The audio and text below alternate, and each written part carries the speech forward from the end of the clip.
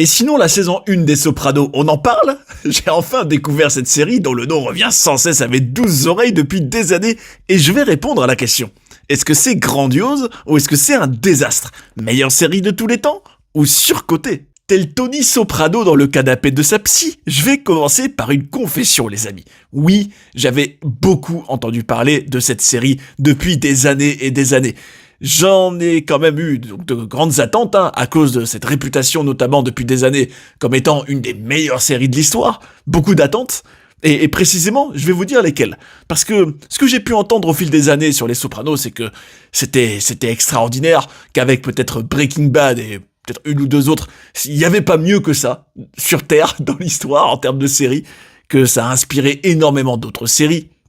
Et personnellement, je vais vous dire, moi mes goûts, ça peut aller de Breaking Bad justement à Prison Break, en passant aussi par Lost, même peut-être à un degré un peu moindre, mais j'adore aussi Mentalist, Dexter. J'ai des goûts très variés, comme vous pouvez vous en apercevoir. Moi, à partir du moment, c'est simple, où il y a au moins un personnage vraiment charismatique, vraiment intéressant, que vous avez une histoire avec des gros enjeux, du suspense, de la profondeur quand même, en tout cas des quêtes de certains personnages qui poursuivent certains objectifs. À partir du moment où vous avez tous ces ingrédients, il m'en faut peu pour être heureux, c'est vrai. Et la question donc c'est, est-ce que j'ai été servi dans la saison 1 des Sopranos? Parce que c'est vrai que je me disais, vu mes goûts, vu aussi le fait que moi ce qui compte par-dessus tout c'est l'histoire, c'est le storytelling pour moi. Je me disais, franchement, je pense que je vais être comblé dans cette saison 1. Surtout que je dois aussi vous dire que quand bien même j'avais entendu parler de la réputation glorieuse de cette série, j'ai été influencé par rien. D'ailleurs, même au moment où j'enregistre cette vidéo, les gars, je vais vous dire, les amis, mes amis cinéphiles et amateurs de séries, j'ai lu aucun avis sur la saison 1 des Sopranos, influencé par que dalle, ce sera purement sorti du cœur. Et bref. En tout cas, j'avais pas mal d'attentes malgré tout, et donc, déjà dans un premier temps, je vais vous dire quelle attente a été comblée. La principale pour moi qui a été comblée, c'est finalement ce qui concerne tout l'univers de la saison 1 des Sopranos. Alors oui, au cas où vous aussi, vous seriez peut-être en mode découverte totale de ça, jamais entendu parler peut-être de la saison 1 des Sopranos, d'ailleurs, allez-y, allez la découvrir, comme ça on joue un peu sur le même terrain, vous découvrez en même temps que moi, ou redécouvrir peut-être. C'est que, comme on le sait, ça c'est quand même l'image que ça se passe dans un univers mafieux, il y a un personnage un peu de parrain des temps modernes, Tony Soprano, entre parenthèses, joué par l'incroyable James Gandolfini, et rien que ça, tout le long de la saison 1, j'étais heureux. Je me disais, franchement, moi, l'univers mafieux, purement en termes de divertissement, j'ai toujours beaucoup aimé ça. En tout cas, ça m'a toujours diverti. Ça va de tout l'univers, déjà, italo-américain autour de ça. Exemple, Le Parrain, bien sûr. Le Parrain, claire influence de la saison 1 des Sopranos, largement, mais vraiment beaucoup. Ça va de donc le Parrain jusqu'à Scarface. Scarface, pas italo-américain dans l'histoire celui-ci, mais quand même film de gangster. On va dire que l'univers mafieux et on va dire tout ce monde-là des gangsters et des voyous et compagnie, je trouve que ça fait souvent en tout cas des histoires captivantes, très intéressantes. Et je pense évidemment aussi à Martin Scorsese, un réalisateur qui est vraiment caractérisé par ce genre de film notamment, qui fait aussi un caméo dans la saison 1 des Sopranos. Ça m'a fait rire. Je m'y attendais pas du tout, c'était totalement gratuit. Vous aviez à un moment une scène où vous étiez à l'entrée d'un club, et t'as Scorsese qui passe comme ça, tranquille, Scorsese. Assez dingue, mais sûrement pas le hasard, parce que il a influencé la saison 1 de Sopranos. Bref, en tout cas, j'étais heureux parce que avoir donc tout ça qui se passe donc près de New York, dans le New Jersey, avec les petits repères. Je pense par exemple au club de Tony Soprano, le Bada Bing. Je pense à sa maison.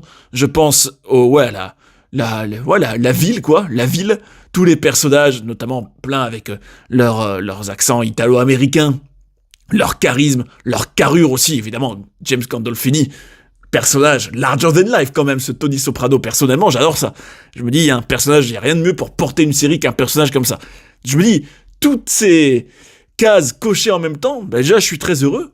j'étais à chaque fois content de retrouver cet univers. D'ailleurs, un truc que j'adore vraiment dans les séries, et ça m'a exactement fait pareil pour la saison 1 des Sopranos, là, c'est que quand tu retrouves une série avec beaucoup de personnages, alors ça, c'est surtout valable quand il y a vraiment plein de personnages et plein d'histoires en même temps, bah c'est que t'as vraiment l'impression de revenir dans une sorte un peu de repère avec de la vie, comme une grande famille avec ces personnages, ces histoires par-ci par-là. Ça, c'est toujours agréable. Je trouve que c'est assez chaleureux, humainement, de se retrouver face à une série comme ça. En tout cas, ça m'a plu. J'ai aimé donc le personnage, l'univers, le décor aussi, oui, tout le langage et tout ça. C'est vrai que ça représente vraiment à fond. En fait, c'est comme une sorte d'immersion hein, dans cet univers mafieux, une sorte de portrait de la vie au quotidien de Tony Soprano. Et ça, justement, ça va me faire une transition parfaite vers mon point suivant, qui est à la fois très positif, mais quand même un petit peu négatif. Mais qu'est-ce que c'est cette particularité, donc, d'un point de vue narratif, les Sopranos ? En fait, je vais vous dire, pour moi, cette série, en tout cas la saison 1, à voir si ça se confirme dans les suivantes, elle fonctionne en fait dans l'idée de ce que j'appellerais les arcs narratifs. Alors c'est vrai que ça, on l'emploie beaucoup de nos jours, peut-être un peu à tort et à travers. Mais pourquoi je dis ça ? Parce que, contrairement à pas mal d'autres séries où, vous savez, il y a clairement, dès le tout premier épisode en général, de l'action, des enjeux, des questions auxquelles il faut une réponse tout de suite, ou en tout cas ce qu'on peut appeler peut-être des fils rouges, vous savez, des histoires qui parfois peuvent durer juste un seul épisode, ou alors des choses assez concrètes, quoi, qui avancent sans cesse. Bah, ici, c'est pas vraiment comme ça que ça fonctionne. Je trouve que les Sopranos ont un peu cette originalité, hein, parce que j'imagine quand même qu'à l'époque, c'était encore plus rare.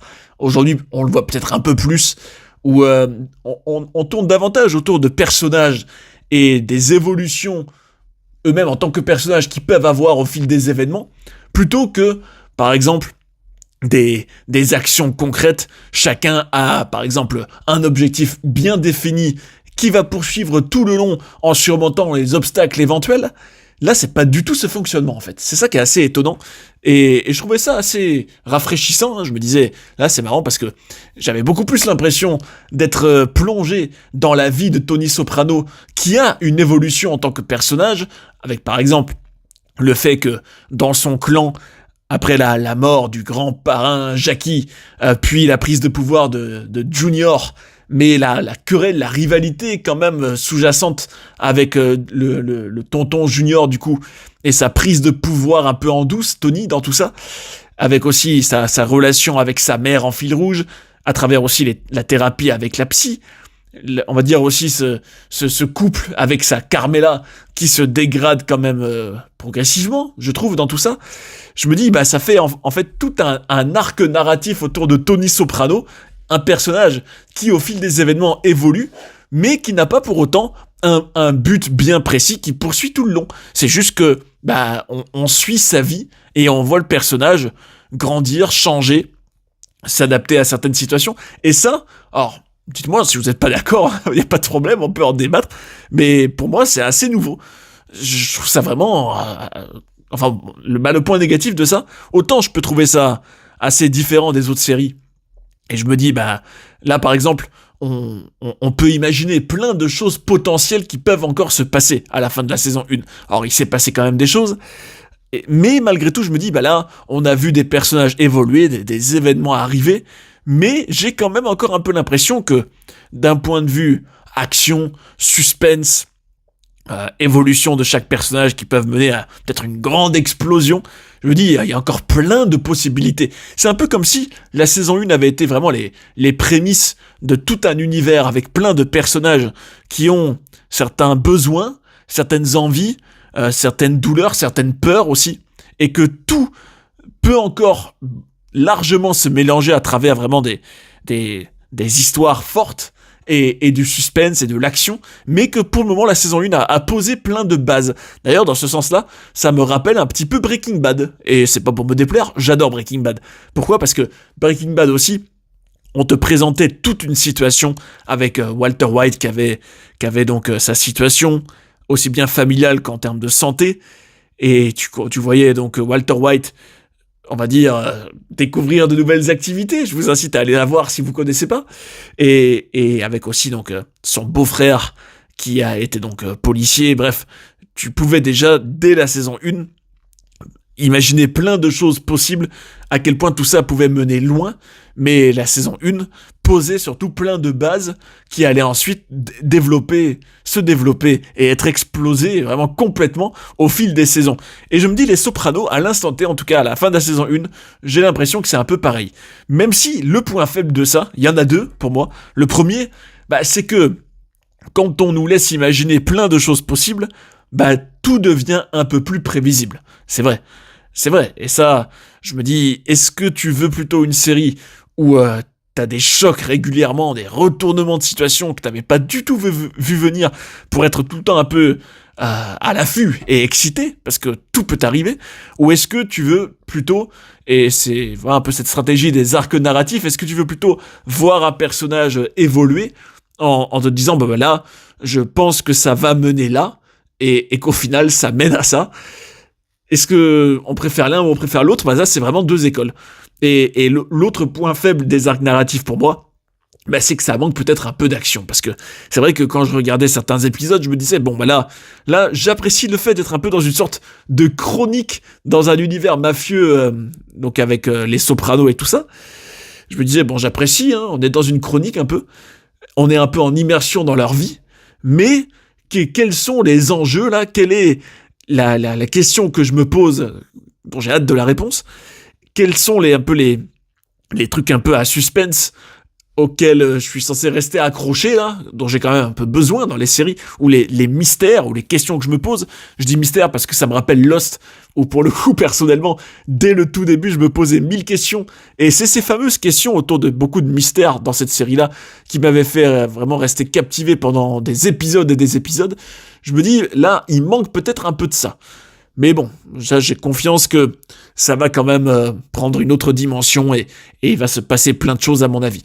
Sinon, je dois quand même dire que j'ai apprécié aussi dans cette série le côté psychologique, la relation de Tony avec notamment sa mère. Tout ça a été quand même intéressant, original dans un univers mafieux, d'avoir vraiment la psychologie, ou appelez ça comme vous voulez, psychiatrie, psychologie, psychanalyse, exploitée à ce point-là, pour vraiment traverser un peu le subconscient de Tony Soprano. C'était intéressant.